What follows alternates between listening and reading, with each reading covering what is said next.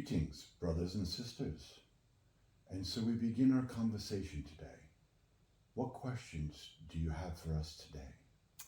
First question, could you repeat how you would like to be called and how it's spelt for my notes? Absolutely. Our name is Ná Theial.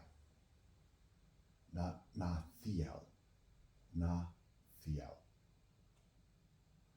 Drop the E.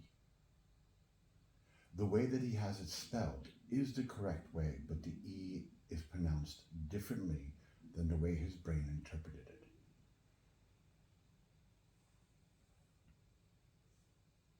Okay. Hence why we said you can call us Nathaniel. Perfect.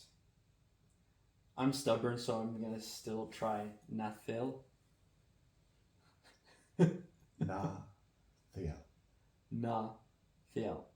Theial. Okay, it's a very short E. Perfect.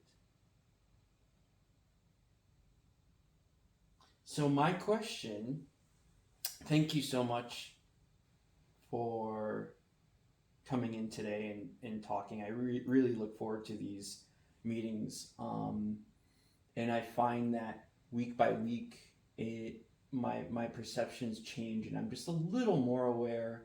And it seems like my growth as a human in my experience here is more and more vivid and fruitful. So I really appreciate this time. And my question today, I want to talk about. We always talk about compassion in spirituality, loving kindness and meditation and all that stuff, love, light, and everything. When it comes to dealing with pedophiles, sex offenders, serial killers, people that lead genocides, politicians, it's a little difficult, I think, for most of us. How do we approach our perceptions of these people and their actions? And how do we practice compassion? A good question. One that the world can truly listen to at this time, to take advantage of. So let us begin. The first thing about understanding compassion is that it is taught to the Christian sense, even though it is not about love. But everyone has been influenced in the way that that is supposed to flow. And so it is the idea of it is to love your enemies, to turn the other cheek, to extend it, to offer it, regardless of the circumstance. This would be the unspoken ideal that you just handed to us to work with. And that is truly a misunderstanding of the way compassion works. We will circle back to something that we have said previously, which is that understanding words in sacred works requires a primer. And the primer that is missing is being connected in the first place. When one says a statement that comes from a connected space, it means entirely different perceptions from one saying it who is not connected. And therein lies the difference and the issue. So to clear away the cobwebs of what humanity thinks compassion is, there is the premise that you extended, and you listed out some very colorful examples. And often, on the subject of compassion, that is exactly what is done. Let me present to you the most unlovable aspects of our group mind. Now speak to me on compassion. Help me understand how I could possibly love these aspects. You don't. That's not the way it works. Understanding compassion in its true form, it is an extension which means it flows through you. And the first step in order for something to flow through is what most miss in the process, and in particularly don't want to look at. Would it surprise you to say that it'd be easier for you to have compassion for a pedophile than yourself? Mm-hmm. You would be more aptly to forgive a pedophile, a murderer, than yourself. And therein lies the blockage and the reason why compassion needs to be taught to you. Do you mean that you can't have compassion for a pedophile? You can't have compassion for a pedophile because you're more apt to forgive another person than to forgive yourself. Is that what you're saying? Correct. And it's you can't extend compassion if you don't have anything to extend. Correct. Okay. Look at what we have taught so far of the laws of energy and your experience with it. Does the equation that you presented us work? Can you extend compassion to another without it flowing through yourself? Mm. Is that possible? How? And it's not in particular the idea of compassion. Let us look at the idea of humor. How could you extend humor to another if you do not find humor of value within yourself? You must perceive it to extend it, whether it is compassion or whether it is anger. It works off the same laws. The only thing different is what you are substituting in the equation. So, understanding compassion, there is the Christian principle that within where we are currently manifesting, for the most popular idea of understanding what love is, because compassion and love is taking that energy and putting it into action. It's putting it through your perceptions. And as it extends, the action expands. So understanding the concept, which is that you love your brothers and sisters, no matter what they do. You turn the other cheek. You forgive. You gracefully bow down and wash their feet when they speak of your sacredness. You show them their own. But first and foremost in understanding compassion is that it comes from within, and it is something that is given yourself before it naturally extends. And it becomes a reflex if you are giving it to yourself and experiencing that as a state of being. When a brother or sister then appears before you, where something becomes in question, you naturally extend it. Now here is the tricky part. It is not because it is the right thing to do. It is not because it is sacred. And it is not because God expects it of you. So with those issues removed, what do we have left? If it's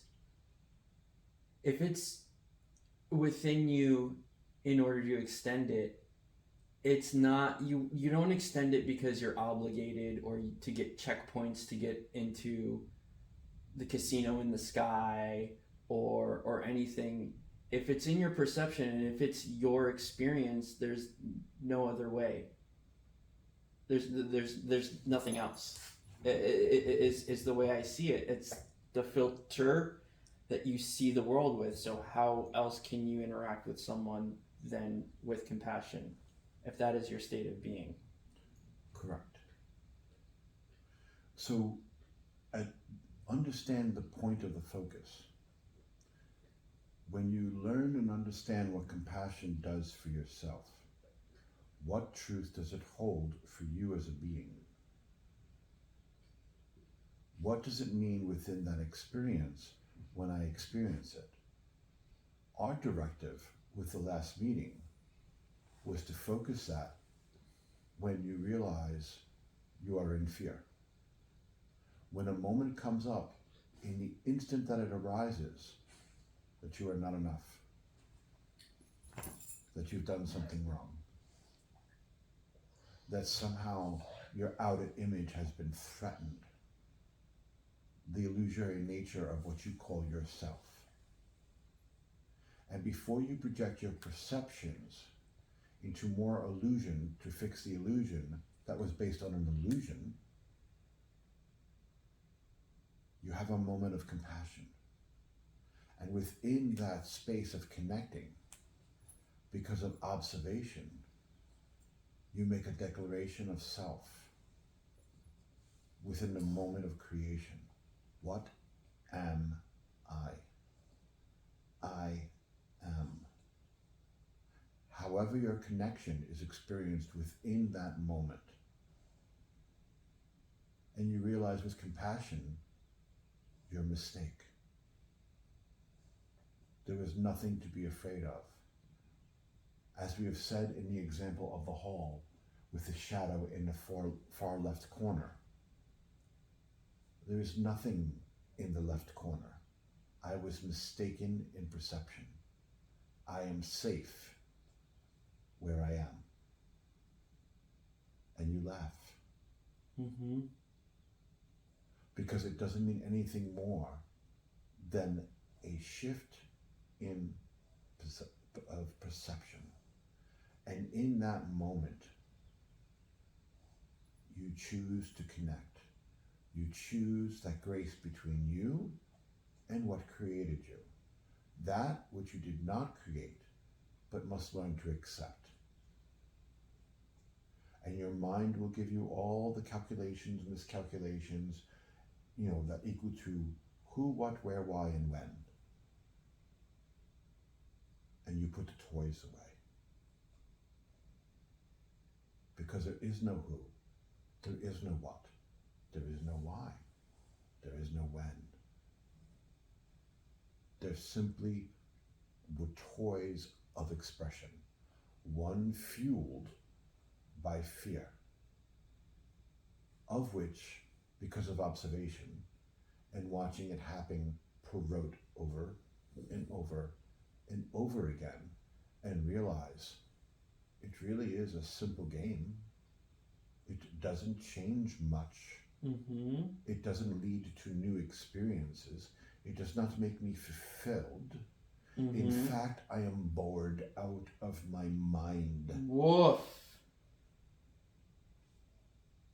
And suddenly, you're willing to try something new. Something deeper. Something more meaningful. Something that gives you a purpose. Instead of looking through the peephole of expression and expressing all of the fears of what you are not, you can choose to accept, to use it to express what you are, that which you did not create. You surrender and allow it to flow through. Allow it to express. Allow it to paint the universe with your cooperation in expression and experience. In the moment, with peace. The compassion, and here is the key of understanding it, you do not extend compassion to your brothers and sisters in servitude, not in the way that you use and understand the word. You extend it in demonstration. And it's the important part behind it, the reasons why of truly understanding the power of compassion. we do not extend compassion to you because it is expected. And we do not extend compassion to you in some idea of teaching the little ones by demonstrating the principles. It is not outside of us. There is no separation. We extend compassion to you because to not do so would clearly indicate that we don't know who we are. Do you see it?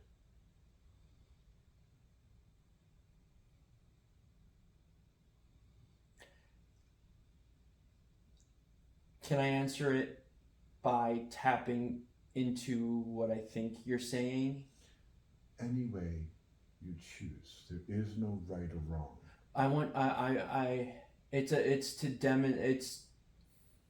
It's hard to put into words, and I don't know if you're able to.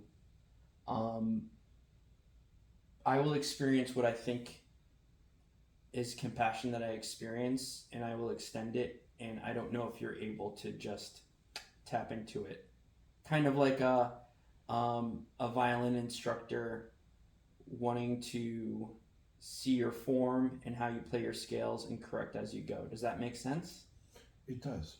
Just put the cards on the table.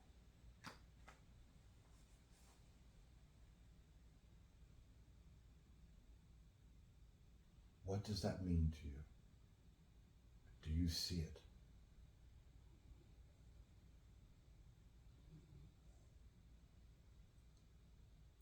It's a genuine connection. It's not out of guilt, it's not out of pity or shame.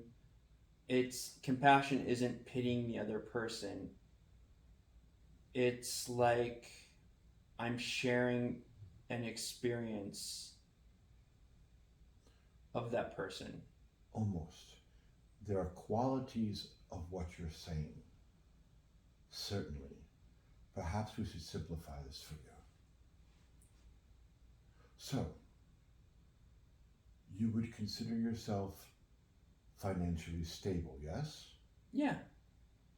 Are you a different Mansour Dragonsbane Magir from 7 years ago? Oh, hell yeah. So the two decisions, if we take those two supposed timelines and put them side by side and do a comparison between the two, would you say that the old Mansour makes complete different financial decisions than the new Mansour, and that the reasoning is completely different? Enough for the most part. There are still aspects that carried over. You do not give yourself enough credit, but we understand your point. So there is a difference, and the verbiage you may be looking at is that the seeds of discontent are still there, but that they do not grow into the trees of discontent that they used to before they had dealt with. Mm-hmm. Now they turn into weeds of discontent. Give me a moment.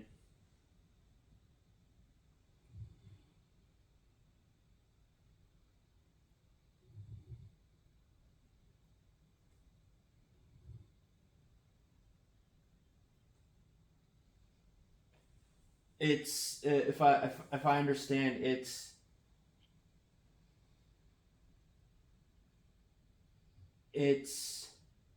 instead of it taking over fully and completely, it's more like, hey, it appears. You can just remove it pretty easily. All right, time passes, the same shit appears. You can easily just pick it out and move it. Is that what you're getting at? Correct. You react faster, notice it quicker, have less self-doubt on what it is that you're seeing. You have less self-doubt questioning the motives when they arise. Because I've been around this track before. I know where this leads. I see. I catch it. And so you react quicker. It doesn't mean that the impulses are not still there, but they do not control you the way that they used to. Yeah, for sure, for sure. You have become conscious within that process. So, now understanding compassion. So, you have certain things where you are financially stable. When you go out with friends, let us just say that you're going out with friends who are not financially stable and do not make wise decisions. Mm-hmm. Does this affect your financial planning of that night? Um, Be realistic. Keep it simple. yeah. I'm trying to remember my socializing. Yeah. Not significantly, but enough. Again, not the way that it used to. Let Yeah. us use this in extreme circumstances. I'll give you an example. Instead of buying rounds for everyone constantly and being big money daddy, I may buy a drink or two. I will not pay for an entire table out of the motive of look at how abundant I am. If I buy dinner for others, it's I want to share this with you. Exactly. But if everyone else was buying rounds for the bar, why would you not do the same? It's different from it's different from buying rounds to give off the image of abundance and look at how generous I am, and buying rounds out of pure celebration, if that makes sense. Understood. But the logic we're looking for here is because I'm smart enough not to suffer the financial consequences of such actions. Where it's, hey, I do have the money to share this abundance, as opposed to like, I'm barely scraping by, but I'll still buy rounds for everyone. And our point to you is you wouldn't take an action where you know you're going to get burned, correct? Correct. So it doesn't really matter what everyone else is doing with themselves. I see. You would still not take that action because you understand when you do, there are consequences. You know better. I see what you're saying. Yeah. Are we off the mark putting words in your mouth? Oh, no. Now that I understand what you're saying, yeah, it's like I catch the emotional charge and everything builds up, and at the point of action, I decide to do otherwise. It's kind of like, hey, this is the decision I've always usually made when I felt these emotions, and it always led to, readjusting the budget, scraping by, beating myself up, and at that juncture, instead, I choose, no, I don't need to, and I choose to be okay. Because you know better. I do, yeah. So that's what you mean by, it's not the information and the emotional reaction and all that. It's not that it's not there. It just doesn't drive me in the same direction I go down, because I've done it so many times I get bored. Interesting description you used. It sounds familiar to something we've been describing. The path? Are you talking about the mountain path at the crossroads and choosing to be in the moment at that juncture? Correct. Hmm. I've done this so many times, I've grown bored with it. I know where this leads. I have no interest. It doesn't speak to who and what we are. May I have a moment to synthesize this? Because this is that aha moment. I'm holding on to that and sitting with that.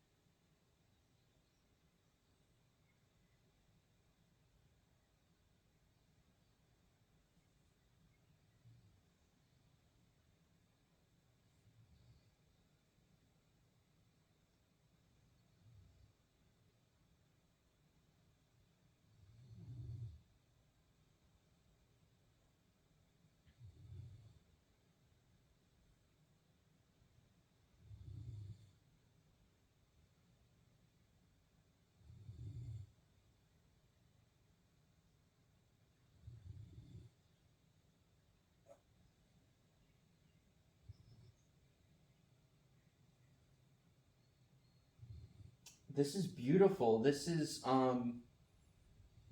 making concrete what we talked about 2 sessions ago or previously, that junction point, that point right there. So what I drew was a little scenario. Hey, let's buy and drink and shit. And then there's an emotional charge. And right before a decision is made or an action is done, there's that moment where there's the emotional charge and the decision of, yeah, let's blow money, or nope, I've done this before and I don't like the consequences.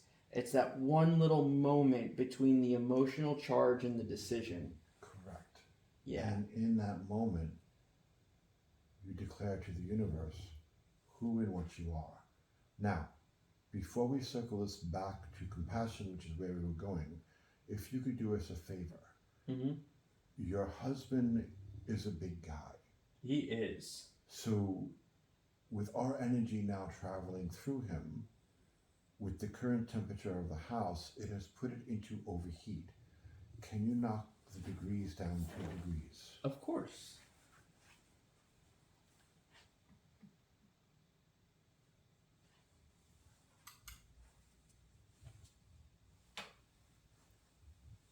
Would a fan help? Not the fan, the air conditioner. It's turned down now. Thank you. So, now we bring this back to compassion. And oftentimes you look for, when we ask simple questions, for complex spiritual answers to reply. And our point continues to be to you that it's not complex. That what you're going to do is what you're already doing now.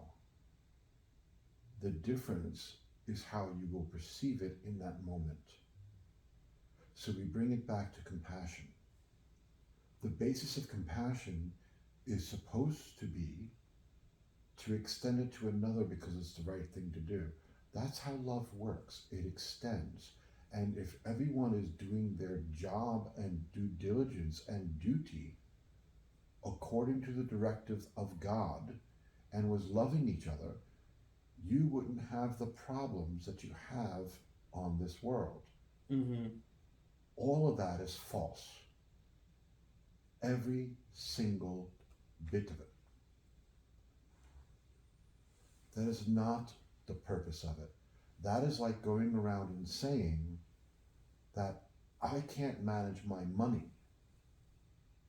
So in order to learn how to, I'm going to tell everyone else around me how to manage theirs. Because in order to understand financial responsibility, I need to extend it to others. And the thing is, you have people in this world that work off of such principles. They usually cause war, strife, disease, and death as end results. Yeah. When they get enough of a following underneath them from the beauty that they are displaying by what they are extended, that's not based on any real foundation, because there's no consciousness to back it up, they usually end up being called false prophets. Mm-hmm. So what is the proper energetic formula? We come back to simplicity of what we were saying about ourselves. We would not treat you without compassion.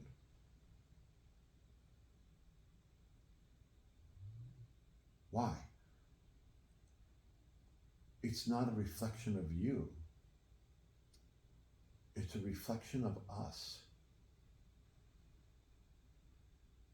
We are connected. We are in that moment. We experience that joy.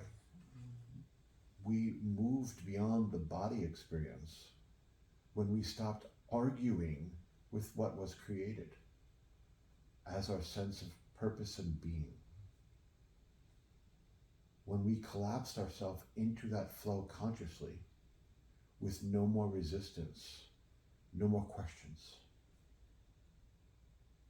This is our purpose. This is our true state of being. This is what was created and what we are.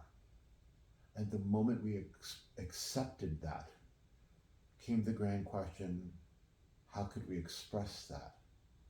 How could we extend that? How can we create from that? So in order for us to have a moment of no compassion for you, we would have to undo the great gift that we've been given. And we are unwilling. And so should you. It goes back to what I was saying, that when you're in that experience and you are, there's no other way to be. And it's a conscious realization, one that we've gone around several times with you and will go around several times more. And every time we go up the spiral a level, you see it a little bit clearer. You get a little bit closer, not as a intellectual understanding, but an actual taste of experience. Yeah, because as you can tell, I'm very, well, that's something I want to, for our later session, about how I filter things through intellect. And slowly, as we go through these sessions, it seems to, I don't want it seems to be less and less intellectual, but it's still a heavy filter. But let's go back to compassion, because I do want to talk on a later session about intellect. So, excellent. We'll keep those separate to keep the clarity. Yes. So, for the idea of compassion, you extend it because it's an expression of yourself. It's a demonstration of the truth of you. And the truth of you did not create. It exists. You exist within it. And it moves through you. How you choose to express and extend that, well, that's a universe within. But at this point in time, you and the children of humanity, and we say children specifically, are not done playing with their toys.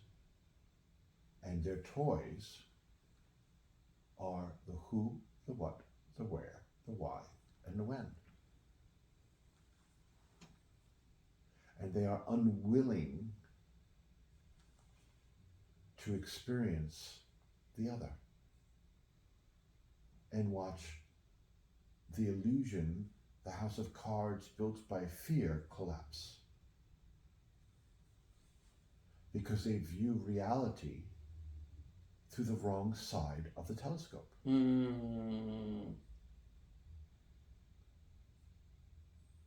They view it from the limited perception to the grand perception, when it should be from the grand perception to the limited perception. And we will use it, the chakra system, as example.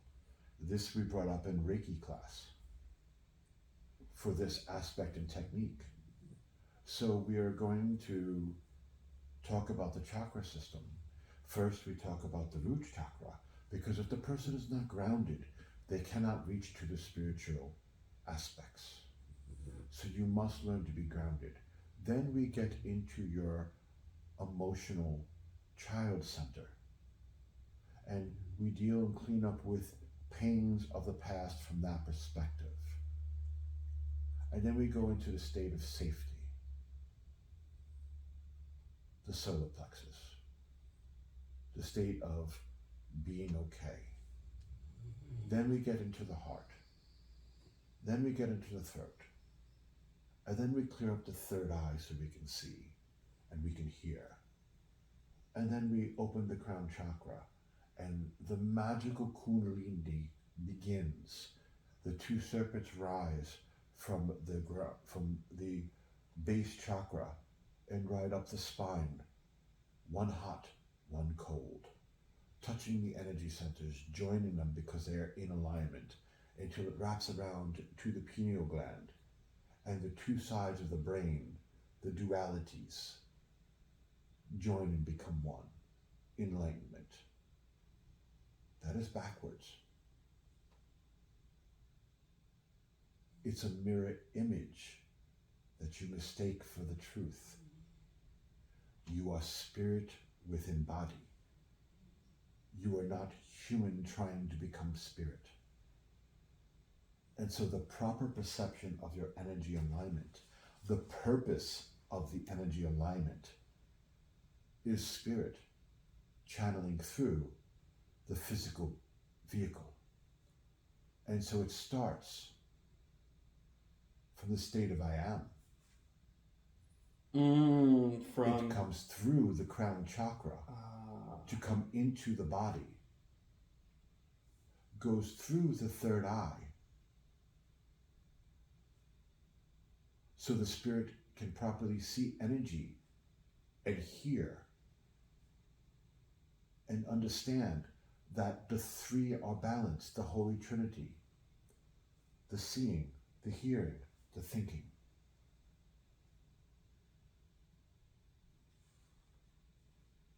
It's a triangle. It's a state of completeness, not as separate senses, but working harmoniously, channeling what?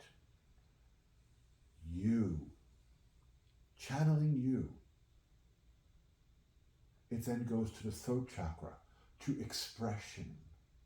But first came the balance. Then comes the expression.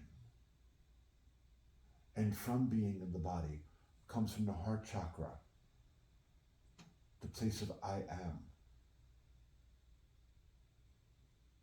the duality. I am all, and yet I am here, in harmony. The sense of safety, the sense of childish joy, giggling over the brilliance of what you have done, grounding into the vehicle to express and to drive. On one end of the telescope, you have the divinity, the supposed divinity, expressing itself and using the vehicle as a tool. On the other end, the way you have it, you have the aspirant trying to gain contact with the divine.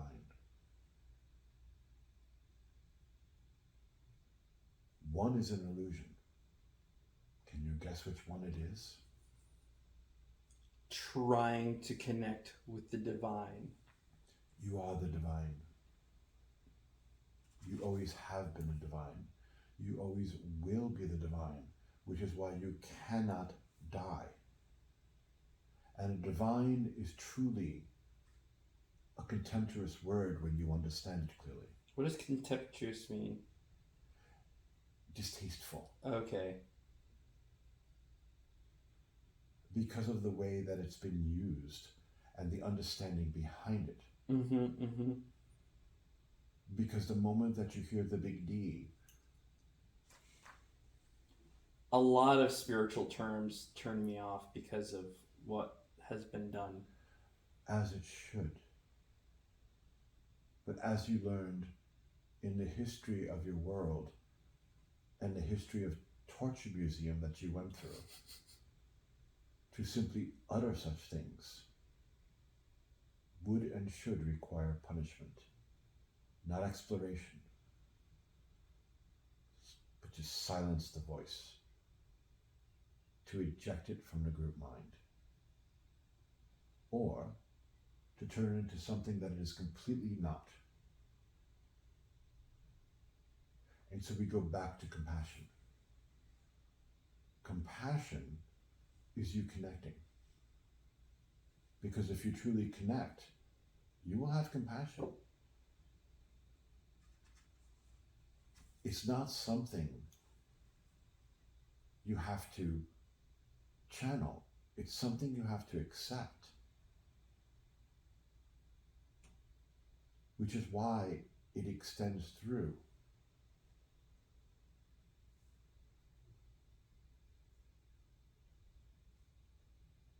It's not something you channel, it's something you accept. Is that what you said? Correct. It's um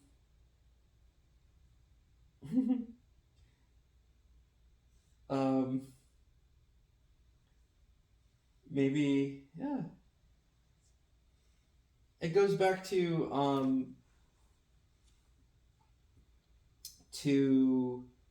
what was discussed about Reiki and other healing modalities of um you connect and channel the energy to heal, but with what we're talking about, there's no channeling. It's just, it's there. You accept it.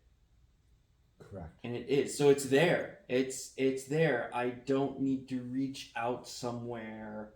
I don't need to do my exercises to be worthy to bring it in. It's there. Just accept the reality of it. It is like this, and is where minds often get confused with the experience. And it's the chicken or the egg theory again. So we are having coffee, and you legitimately share your new promotion. You're excited. You're getting more money. From that, you have more influence within the company because responsibilities go along with it. This is a good thing. We should celebrate this with you. But that's not how it's done within this world. You having something more immediately means that there's something less for me. What about me? How do I look at myself in the mirror knowing that you have this, and what do I have? Well, keep in mind, we don't value what we have already. We do not value what we are. So by you shining bright for that moment, that light only made apparently clear the horrible image in the mirror we see. And what do I strive to make sure I never see? The truth of what I think I see in that mirror. I don't want to know that I think there is a horrible thing that's going to happen in the left side of the corner of that hallway. I want the drama of it. But I don't want to see myself in that situation. You said you don't want to see the truth of what you think you see, which is interesting because it's not, I don't want to see the truth. It's, I don't want to see the truth of what I think I see. Correct. An important distinction. I don't want to see the illusion, so I'd rather accept another illusion. It's insanity. You overwrite your illusions one on top of another, which is why we called you a liar. Strong words. But you lie. You lie all the time. You constantly adapt this fake image of yourself in this world so that it is presentable in your mind. You give the excuse that it's for others. But that's the mirror. The truth of the matter is, it's for yourself. And why are you so busy constantly readjusting the image to a perceptible level of acceptance? Because you don't want to see the way you really think it is. It's what you desperately run from. What you fear, you actually are. Everyone in this world is running. Why does someone have to be the best at the video game? Why does someone have to be the best intellectually? Why does someone strive to be the best fill in the blank. Because we love competition. Because we love the idea of expressing and becoming more by being the best. Are you sure about that?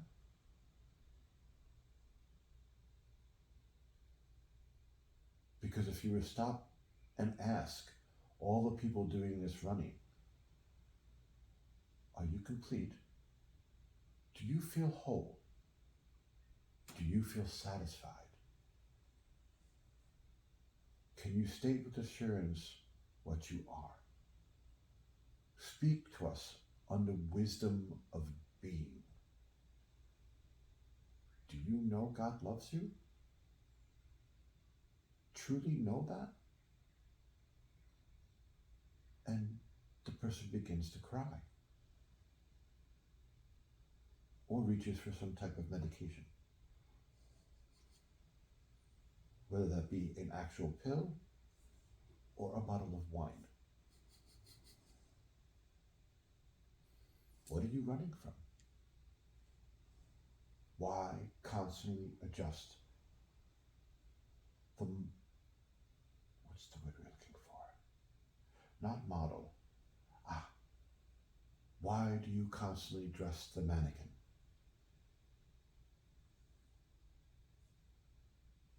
Someone else had something good happen in their life, so you immediately run to your mannequin and make it look more successful. Mm-hmm. Someone comes along and challenges your intellectual prowess by simply saying what they know without even trying, coming from a place of brilliance, and you recognize it. And you quickly run to the mannequin, and this could be by buying some books to make yourself feel smarter, or even making something up that makes it sound like you're smart. Someone comes along with something in a relationship that you envy, and sometimes they say it to make you envy. They make you envious. That was their point in saying it, was to make you feel less than. And why? Because they're dressing their mannequin in front of you. And what do? You quickly dress yours. Your mannequin is not real. It will dissolve. It will break down. It will be released. And you spend your existence within this one moment, constantly dressing your mannequin to make it look good. Who are you making it look good for? This is like a chicken and egg situation. Let me give you an example of... We will break. The channel must relieve himself. Okay.